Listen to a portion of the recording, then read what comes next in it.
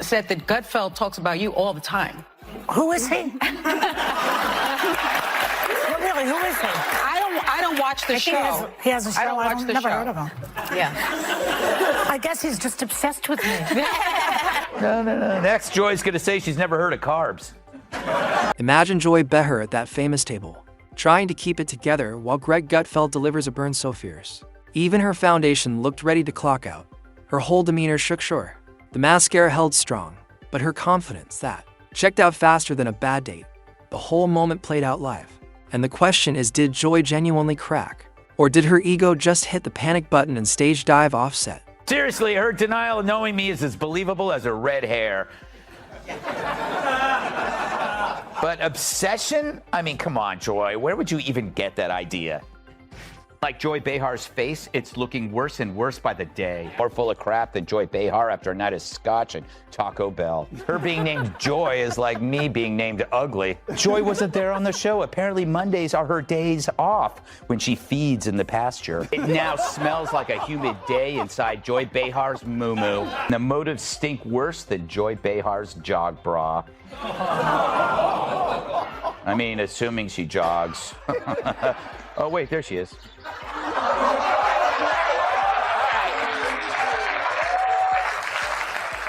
She has a point. Maybe I am obsessed, but some people are obsessed with Bigfoot, and they don't get to see him on TV every afternoon. Whatever happened, this broadcast blow-up was soaked in secondhand embarrassment and raw, unscripted hilarity that'll have you wincing and wheezing all at once. Joy Behar isn't exactly new to the circus. She's ruled that spot for ages, firing off sass like confetti and throwing shade with the precision of a ninja mom. Her shtick: bold burns and no apology truths that hit harder than a 6 a.m. alarm. But hey, even icons can catch an L, and today, Joy didn't just trip, she got flattened by a guy who treats serious talk like a roast competition. Gutfeld came armed with heat hotter than the studio's backlights, and Joy, she got roasted like last week's takeout. Gutfeld isn't just a pundit, he's a chaos artisan. The type to spin a press briefing into a Comedy Central special, with sarcasm as sharp as a scalpel. Not even a full squad of co-hosts could shield Joy from this verbal demolition. Last week, Joy Behar accused Elon Musk of being pro-apartheid, but then begged him afterwards not to sue. Musk lawyers have yet to comment because they're still checking to see if it's legal to sue a cow.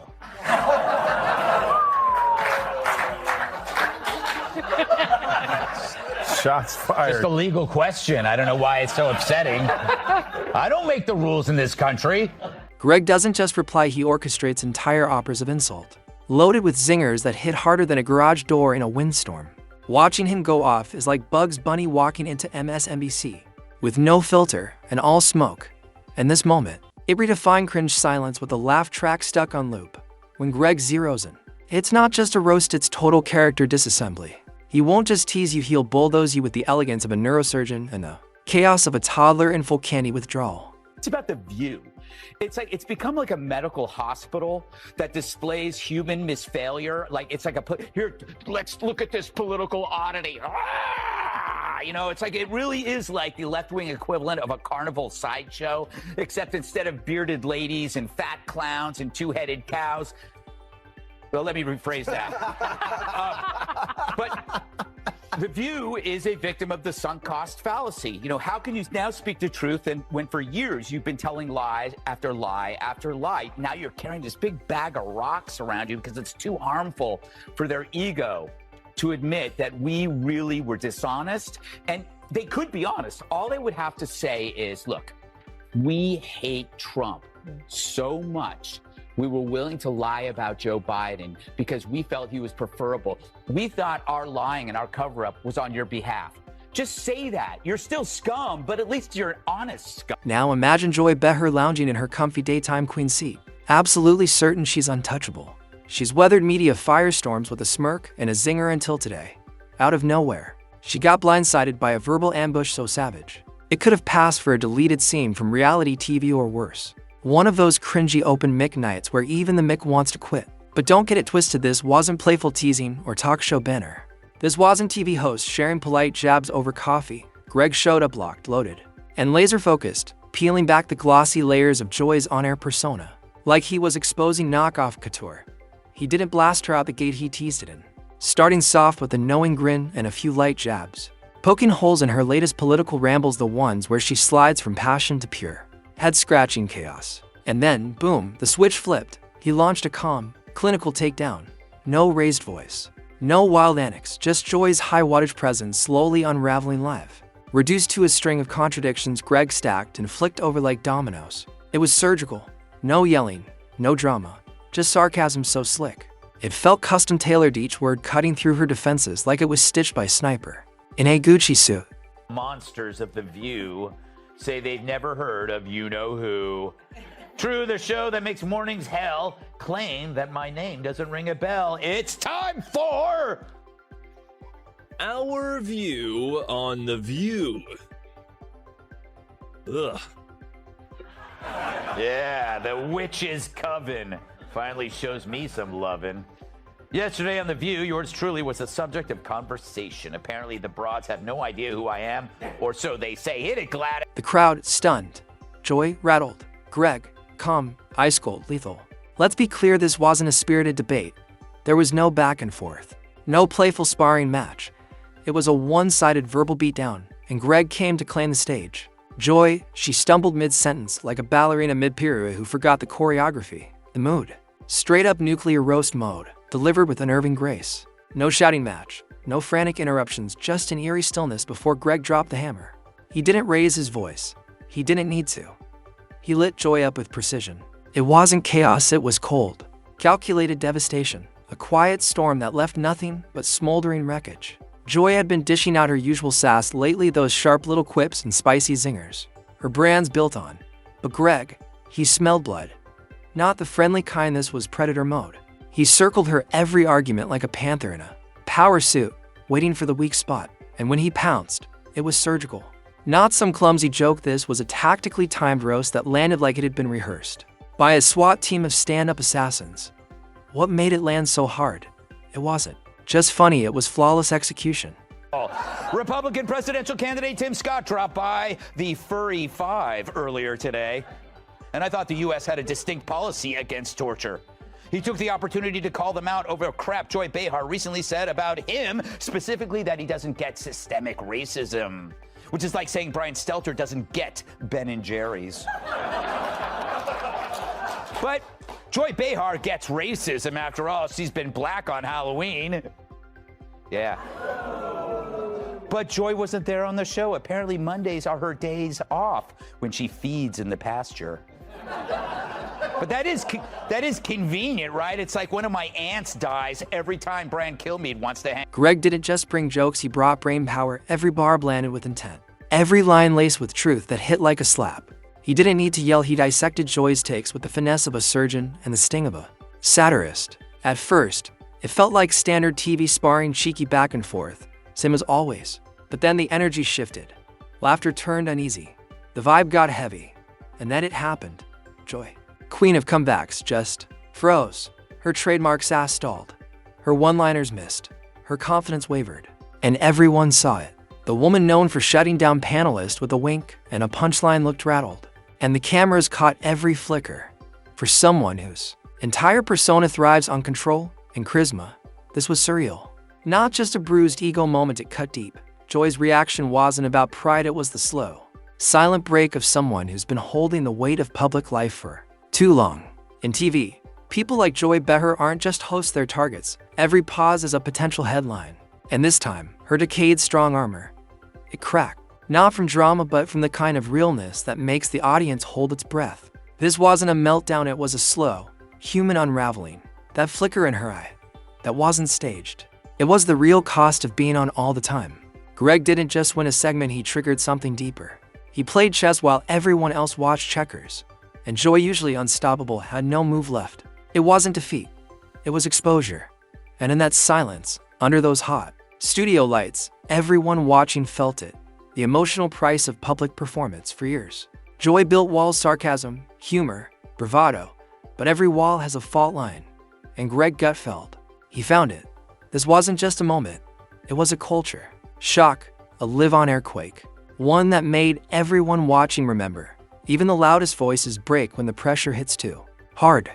Sausage maker Johnsonville is recalling more than 42,000 pounds of pork sausage for possible contamination with plastic fibers. Fortunately, authorities were able to track all 42,000 pounds to a single location in New York City. The moment that clip hit the internet, social media morphed into a full-blown digital war zone. Half the crowd anointed Greg as the reigning king of sarcasm, calling it the roast of the century. The other half stunned by Joy's silence, some even rallying behind her with a chorus of "She's human too." Memes detonated across feeds like scandal confetti, Greg painted as a golden armored warrior. Joy caught mid-sync in a flood of punchlines. It was total chaos, funny, messy, meme-fueled mayhem. But beneath all the laughs, something real was missed. This wasn't just comedy. It was a system failure laid bare. The pressure cooker of public life where personalities are expected to beam confidence, while hiding burnout behind flawless glam and bite-sized sound bites. Joy's quiet moment. That wasn't defeat. It was the curtain slipping for just a second, revealing the toll beneath the talk show polish. And that pause, it echoed louder than anything Greg actually said. His dismantling was surgical, no yelling, no cheap shots, just calculated hits with a smile. This wasn't Joy losing composure. It was a mirror held up to every viewer who's ever crumbled under pressure. Greg didn't just land a roast, he dropped a case study in psychological precision, dressed up as daytime banner. It wasn't cruel, it was clinical. Media heads will be dissecting that exchange for months, using it as proof that sharp wit and subtle shade cut deeper than shouting ever could for Joy. It wasn't just a hit to the ego, it was a brutally honest reminder that even the most seasoned faces can fall. And once the clip went viral, the real storm hit. Social feeds didn't just buzz, they exploded. Hashtags flew. Memes snowballed. Opinions hotter than group chat tea poured in, turning that quiet stumble into a cultural moment. Their brains are small. But who's the dumbest one of all? True, none of them are in Mensa, but who's the most densa? Perhaps it's Sonny who mastered the art of making idiots look smart. Now, The View could ask a mirror who's the dumbest one of all, but there's no way that glass doesn't shatter. Greg's roasting session didn't just stir up daytime drama, it exploded into a full-blown media moment. That clip, it spread like digital wildfire, faster than a viral cat video or an awards show trip-up. Only this fall wasn't physical, it was verbal, and it landed with a thud. Timelines filled up fast. Did Joy freeze? Did Greg go too far? What started as meme fodder spun into a bigger debate about the blurry line between comedy and cruelty. Some hailed it as a masterstroke of comedic timing, quick, cutting, unforgettable. Others slammed it as overkill, accusing Greg of weaponizing humor and crossing a line. The internet split down the middle, half crowning Greg the new overlord of on-air takedowns, the other half defending Joy as a veteran who finally showed something real. His performance? It was viral nitroglycerin. Late-night hosts couldn't shut up about it. Pundits broke it down frame by frame. Influencers memed the life out of it. Every line Greg dropped was treated like it belonged in the roast battle Hall of Fame. Overnight, he went from punchy commentator to a walking headline machine, the guy who can blow up your argument while keeping the crowd laughing. And Joy, she was left waiting through the fallout. You know, I make fun of The View a lot, but that's only because they keep talking. Those hens are always clucking. They get to say stupid stuff for an hour every day, and then I get to say stupid stuff for an hour every day, except on purpose. But every now and then, one of those dingbats inadvertently says something that reveals modern liberal thought so perfectly, it deserves further study. You know, like a weird serpent that washed up on the beach and you want to poke it with a stick. Support came pouring in, fans calling her vulnerable moment a show of strength. But not everyone was sympathetic. Some zoomed in like forensic analysts, picking apart that silence like a weakness, circling her like sharks in choppy water. That rock-solid reputation, suddenly up for debate. One pause, one moment of hesitation, and the internet swooped in to judge. Others dug through the archives, old interviews, spicy sound bites, every dramatic glare and loaded side Joy ever delivered. The woman who once ruled daytime sass, now under a digital microscope. The headlines didn't just question that one exchange, they poked holes in her whole legacy. Had Joy lost her spark? The spotlight, once soft and flattering, turned harsh, unfiltered, relentless. What used to feel like classic sass now looked like reruns of someone out of touch. This wasn't a rebuttal, it became a full-blown reevaluation. But here's what really matters. This viral mess wasn't just about Joy cracking under pressure. It was a warning flare lighting up the modern media sky. Today's pundits aren't just personalities, they're survivors. Every word's a Weapon, every pause a possible career landmine. Performers are expected to be sharp, bold, fearless but never tired, never thrown, never to reel. It's a brutal balancing act. Entertain, but don't offend. Be relatable, but don't slip. Be clever, but never show weakness. Strategy on the behalf of The View to pretend we don't exist when we know they know we exist. That's a brilliant idea. I do it all the time. Yeah. Gutfeld. I'm sorry, not ringing the bell. Usually at the airport. Yeah, all the time. Yeah. Huh? Really? I sit next to him? Really? How many? No, this is what elitists do who can't, like, if you don't know who someone is, how did you know to automatically hate him? Mm-hmm. Like, I mean, that's how fake and full of she is. Gutfeld, never heard of him. Don't like him. Why? Cause why? That's why I just turned to one of my kids. Cause why? Yeah. Cause I don't know who he is. Never heard of him at all in my entire life. But why? Cause I don't know. Because they are the last TV show to talk about high turnover. Mm-hmm. We've been rolling 3 steady for a long time. Yeah. We don't take breaks in the commercial to get away from each other. Well, that's what the drinking's for. Yes. Let's not sugarcoat it. This wasn't your run-of-the-mill daytime spat. This was digital-era warfare dressed up as talk show drama, where sharp tongues, clashing egos, and razor-edged one-liners collide without a single pause for breath. And why does it hit so hard? Because the Greg versus Joy moment wasn't just about a snarky exchange. It cracked open the pressure-cooked reality of being a public figure today. This was survival of the most savage in a media ecosystem that feeds on meltdowns and clips them for breakfast. The real question it raised: how long can someone fake poise before the cracks show? How much vulnerability is too much before the internet turns it into a punchline? This clash wasn't just spicy, it was a reflection of the whole machine. The image building, the performance, the constant battle to stay relevant without slipping into realness that cost you everything. Greg and Joy weren't just sparring, they were unknowingly holding up a mirror to a culture obsessed with watching people burn out and hide it. It's funny until you realize it's a warning. Fame doesn't just light you up, it scorches. And while we scroll, meme, and laugh, there's a very real toll behind the glitter and grin. This wasn't just a zinger war, it was a spotlight searing through the mask. Joy Behar talking about refusing to share a kidney. I find could be it friends bizarre. with a Trump supporter. I won't give them a kidney, but I could be friends with them. Hey, Joy, it's a kidney, not a pizza. Of course, she's kidding at first, but then she goes on to explain the moral foundation for her resentment, and it's the same one that drives all deadly ideology. This whole saga, forget spicy, it was a full-blown verbal coliseum. No armor, no mercy. Just mix and egos swinging like gladiator blades. And if you think it's over, think again. In this new age of clapback culture, the next media meltdown is already warming up in the green room. Because this isn't talk show banner anymore, it's battle. And the audience, they're not just watching, they're cheering for blood. Greg Gutfeld didn't just win a round, he raised the bar for brutality. The old media playbook, shredded. The game, rewritten. Every host, every panelist, every personality with a hot take and a catchphrase is now on notice. One viral moment, one meme-worthy misstep, and boom, career detour. So what's next for Joy Behar? Will she roar back with scorched earth comebacks and reclaim her turf? Or ghost the chaos and let the buzz die down? No one knows yet, but what's certain is Greg's takedown didn't just trend.